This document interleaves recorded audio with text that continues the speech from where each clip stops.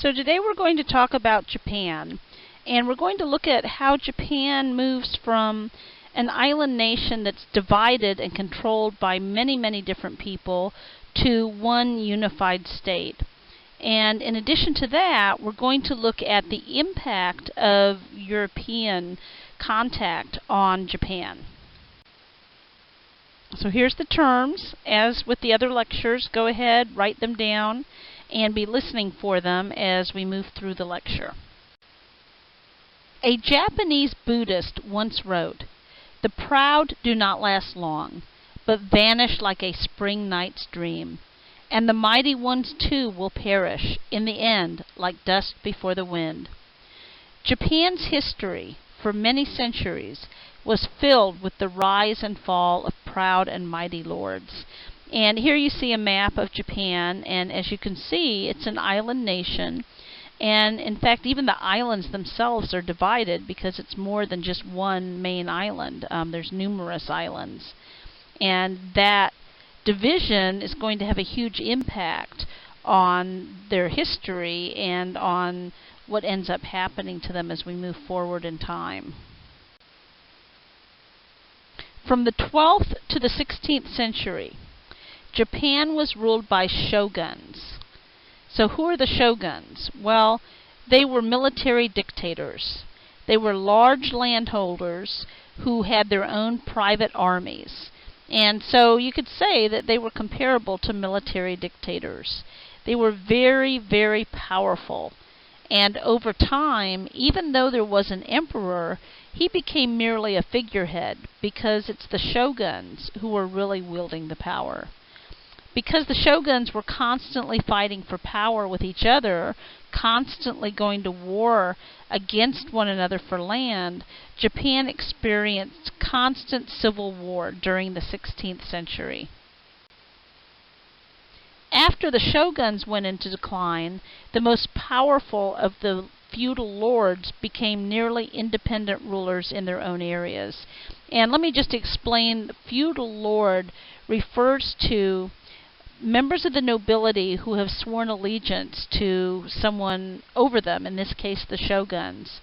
So there's all these lords who are very powerful, but they are under the authority of the shoguns. But as time passes, they're going to become even more powerful themselves, and they're going to become nearly independent rulers in their own areas. And these were men who were known as the daimyo. And daimyo means great name. So they were originally provincial rulers. So the way it would work would be that the shogun controlled a large area of land, and that large area would be divided into provinces, each ruled by a daimyo.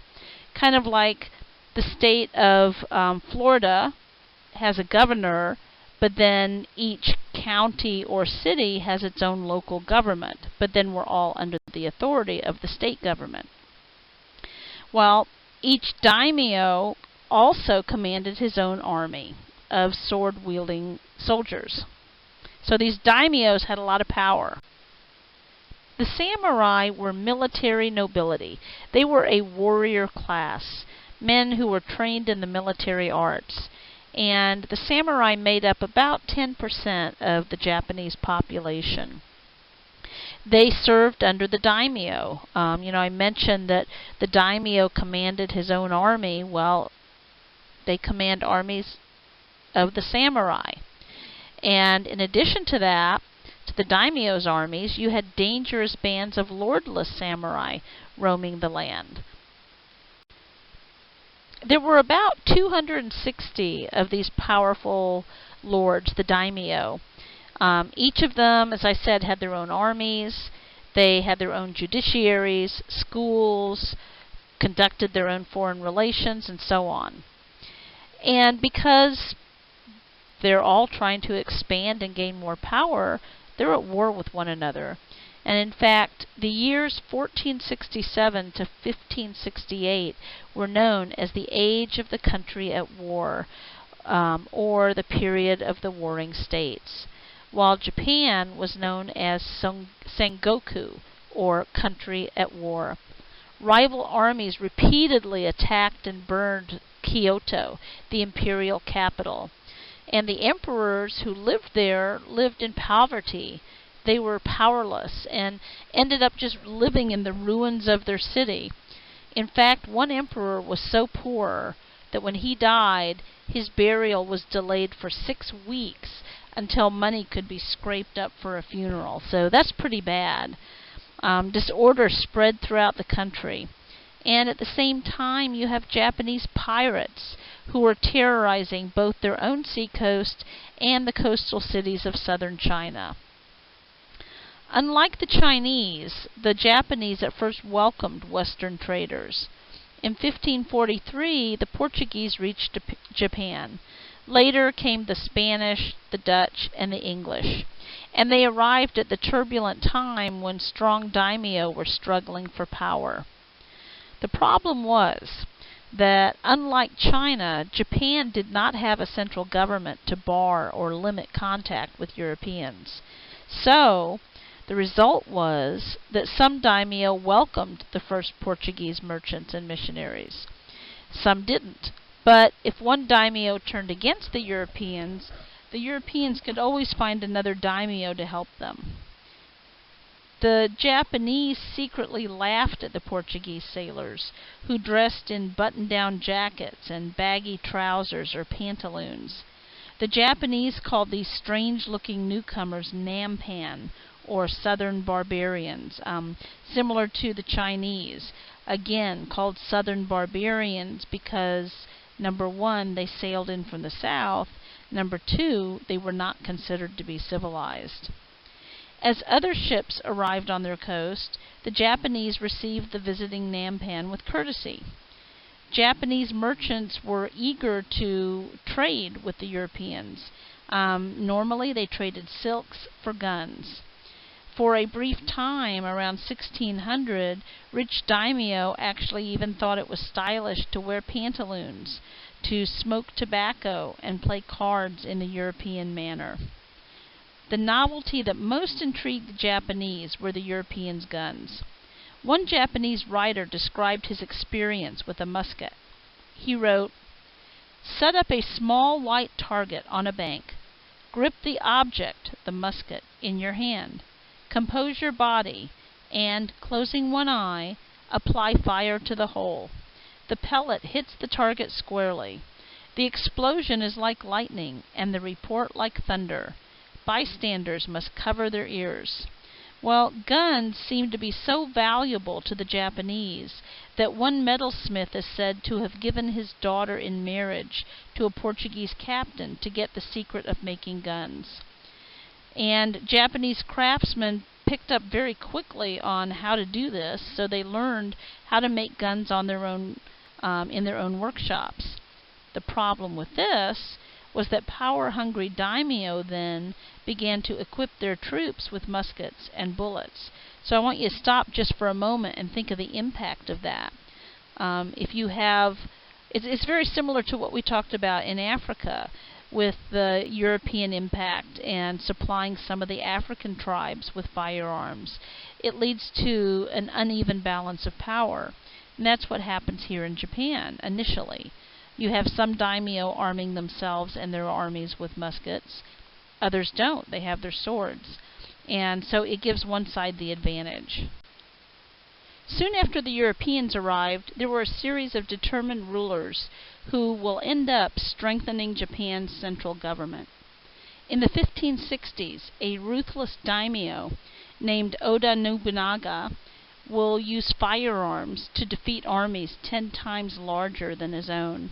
He entered Kyoto in triumph in 1573, and he's important because he is the initiator of the unification of Japan. So he starts the process.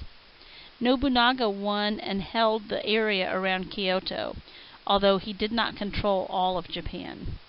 He eventually is going to be assassinated by one of his own generals in 1582, and his killer will also burn down Nobunaga's palace. A European wrote, "Of this man, who made everyone tremble, not only at the sound of his voice, but even at the mention of his name, there did not remain even a small hair that was not reduced to ashes. After his assassination, there's going to be two other ruthless but able men who will come in and complete the process of unifying Japan. So here you see Japan when Nobunaga took power in 1560. And as you can see, it's a Japan that's divided. There's no unity whatsoever. Each of those little sections that you see is an area, you can look at the color coding, it's controlled by the various daimyos. And so what Nobunaga is going to do is emerge and start to try to conquer his neighbors, and in conquering their land he will weaken their power and then unify their territories with his. And again, he will initiate the process of unifying Japan. So here you see another view. On the left in 1560, you see Japan divided, and if you look at the area in red, that is the territory Nobunaga initially controlled. If you look over to the right, 22 years later, you see all of the territory that Nobunaga conquered and unified. And then the area in blue is going to be another man who's going to come along and continue with the process. After Nobunaga was assassinated, his best general, Toyotomi Hideyoshi, killed the assassin. And this man, Hideyoshi, is considered to be the second great unifier of Japan. He was a master military man, tactician, politician, and he is going to continue the process begun by Nobunaga. He's going to win the control of the shogunate at Kyoto, and he is considered by many Japanese historians to actually be the greatest of their country's founding fathers. He never took the actual title of shogun, but he was in fact the absolute ruler of all Japan. He takes control, and then in 1588 he ordered what was called a sword hunt. And what he did was he commanded all of the peasants to surrender their swords. And then he issued other decrees that set up strict barriers between the social classes. So why would he do this? Well, he himself began life as a peasant. He rose from common foot soldier to ruler of the country. So he came very far, but he did not intend for any others to do that. He didn't want any others to follow that path. So by taking the swords away, he takes their power away. And never again could a peasant or a merchant hope to wear the armor of a samurai. Hideyoshi's armies crushed any daimyo who defied him. And he even had ambitions to conquer Ming China, but his armies were defeated in Korea in 1597, and then he himself will end up dying in 1598. And so here again, you can see the territory being unified, the expansion of unity, starting with what Nobunaga had unified and then continued by his successor, Hideyoshi. And as you can see, as we move towards the end of the 16th century, slowly but surely, Japan is becoming a unified state. But there's still a way to go. The last of Japan's three unifiers was Tokugawa Ieyasu.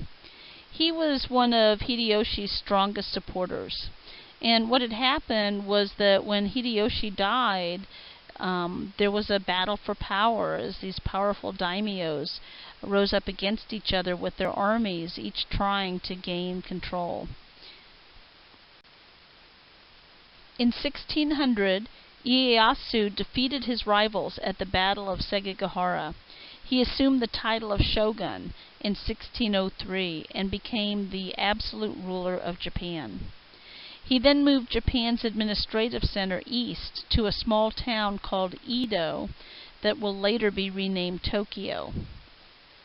To keep the daimyo from rebelling, Ieyasu required that they spend at least half their time at his capital. This was something called alternate attendance, and it required the daimyo to spend every other year at court. And even when they returned to their homes and their lands, they had to leave their families in Edo. So if you think about it, this gives the shogun leverage, because the whole point of this is to keep these daimyo from rebelling or trying to rise up and gain control, gain power. And on the one hand, for half the time, they're there in the capital under the thumb, being watched by the shogun.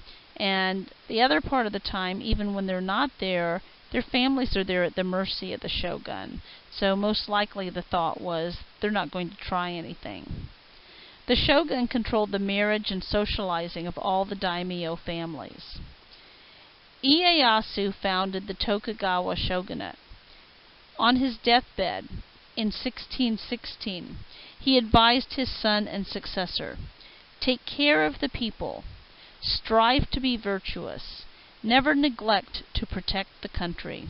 So this was a man who lived for his country and who served his country to the best. He did the best that he could for his country, to build it up and to unify it. For the most part, his advice was well followed. The Tokugawa shoguns are going to give Japan stability until 1868. So Ieyasu founds this shogunate that's going to be in power until 1868. A favorite Japanese story said, "If a cuckoo failed to sing, Nobunaga would kill it. Hideyoshi would invite it to sing. Ieyasu would simply wait until the cuckoo did sing." So this kind of sums up the characters of these three powerful and influential men. So here you see Japan by the end of Ieyasu's reign. As you can see, it's unified. And you can see the two capitals. Kyoto was the original capital, and then Edo, over by the Pacific, is the city that will become the capital, later to be renamed Tokyo. Just as the European missionaries went to China, they also came to Japan. And Japan was much more open to European missionaries than China. As in China, the Catholic missionaries came to Japan close on the heels of European merchants. The leader of the first Christian mission to Japan later became one of the Church's most beloved saints. And this is a man named Francis Xavier. And he was a Jesuit. He actually was a friend of Ignatius Loyola's. I mentioned him when we talked about the Reformation. And Xavier was one of the co-founders of the Jesuits. He was actually one of the first 7 Jesuits. And he goes to Japan in 1549 and spends 2 years there. And while he's there, he baptizes hundreds of converts. So he was very influential in helping to spread Christianity to Japan. And later on, many years after his death, he will actually become a saint, be declared a saint by the Catholic Church. Well, for almost 90 years, Catholic missionaries traveled freely in Japan. And with amazement, they noted the Japanese habit of taking daily baths. With some shame, the missionaries tried to change their own European table manners because they offended the Japanese. "They are much amazed," wrote one priest, "at our eating with the hands, and wiping them on our sleeves, which then remain covered with food stains, and this causes them disgust." The Jesuits found the Japanese to be very curious and eager to learn about Christianity, and a growing number of Japanese adopted the new faith.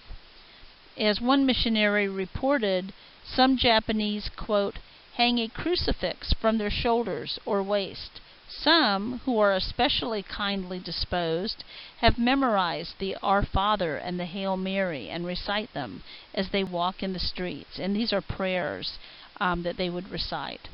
By 1600, as many as 300,000 Japanese had become a Christian. And this is 300,000 out of a population of 20 million. But over time, the Tokugawa shoguns became increasingly hostile towards foreigners.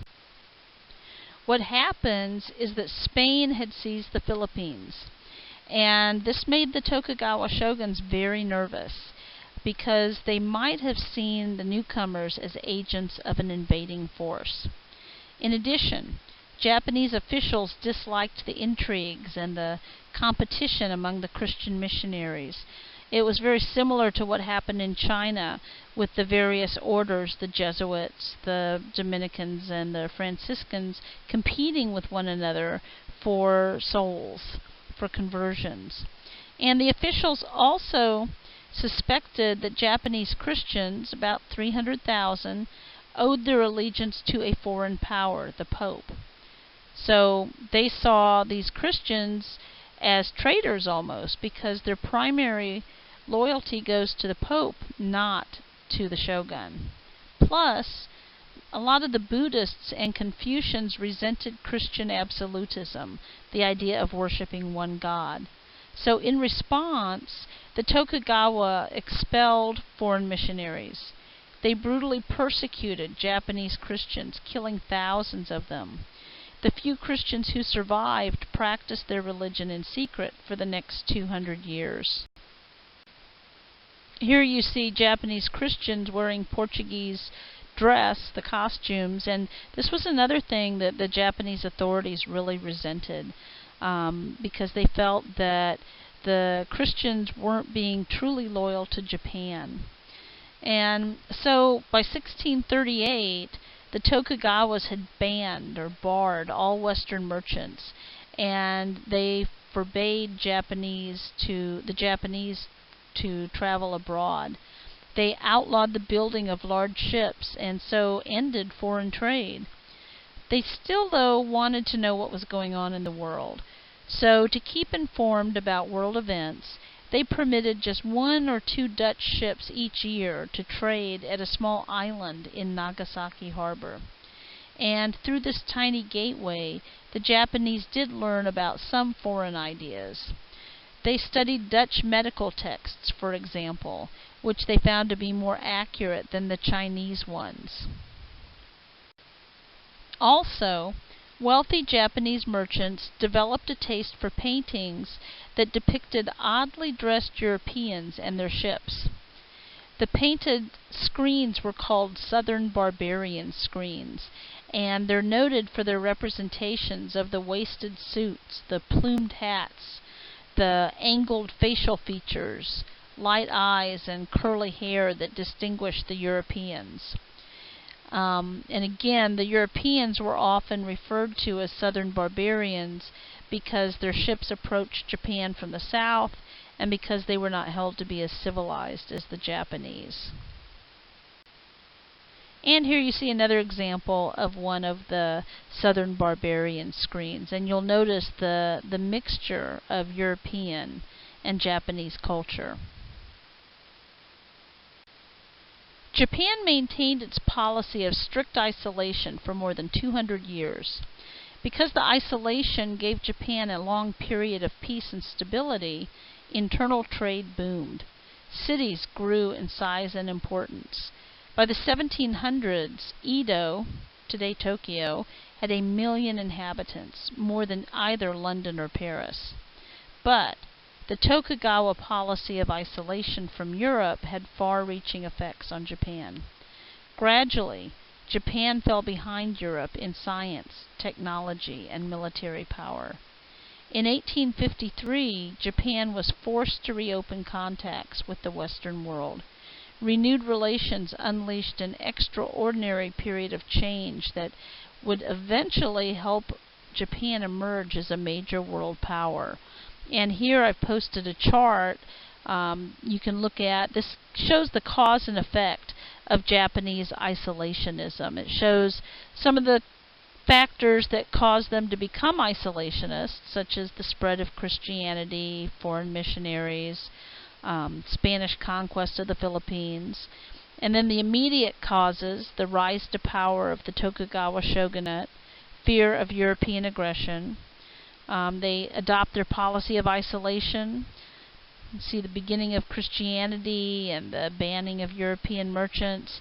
And then the ultimate effects, the overall effects, peace and stability internally, growth of a unique Japanese culture, but the failure of Japan to keep up with scientific, technical, and military progress. And we will see in the coming weeks where this will lead.